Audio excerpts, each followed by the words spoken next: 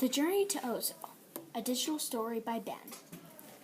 Will hid in the shadows of the main entrance of the museum. Seeing no guards, he slipped into an exhibit. There, he saw some dusty statues and miniature models of cities. Will inched over to the door marked "Employees Only." He was about a yard away when he heard muffled footsteps. The guard entered. He would have been almost invisible if Will didn't know he was there. "Come out of your hidey hole," he muttered softly. Will threw a rock over to the door. It made a low clunk. The guard turned. Will tiptoed through the door. Inside, he saw a small golden statue on a platform. The talisman resembled a human, horridly distorted and ghoulish. It appeared to be screaming, but maybe it was just its gaping mouth. Will picked it up. At first, it was stone cold, but grew warmer every moment. Then, the door sprung wide open to reveal the guard. "Kid, drop the talisman," he said in a stern voice. The talisman burned against Will's hand. He was about to cry out, but suddenly, everything went black.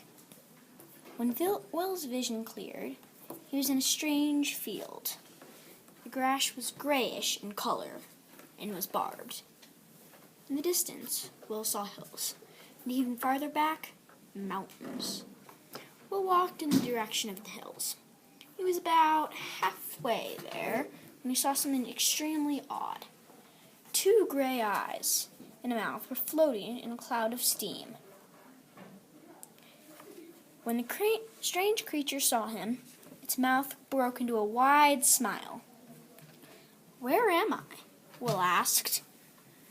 "Here," said the steam gleefully. "Where else would you be?" "Who are you?" Will questioned. "I am me," the steam replied. "Who else would I be?" Will knew he wasn't going to get a straight answer out of the steam, but he asked another question. "Okay, then, what are you?" The steam swelled with pride. "I am the Cacker," said the steam. "What is this land called?" Will asked. "Ozo, of course," answered the Cacker. "We are standing in the fields of Borbor. Those hills behind us are the Moldok Hills, and those are the Aboto Mountains. Behind those is the temple." Will had only one more question. "How can I get out of here?" "The temple, of course. Now, I must be on my way." And with that, the Cacker zoomed away. Will walked onward. In the hills, he came to a rope bridge. As soon as he stepped onto the bridge, a huge, hairy beast leaped on, shaking the suspension. The creature spoke in a rumbling voice. "I am the Borak, and you shall not pass. Answer my riddle and move on. Fail, and I eat well. Now for the riddle. What can you have in your pocket if you have nothing in your pocket?" Will thought for a moment. "A hole, I suppose." The Borak grumbled angrily, but stepped aside, for Will had answered correctly. Will walked onward, towards the mountains and the escape promised at the temple. After some time, he came to a mysterious stone platform.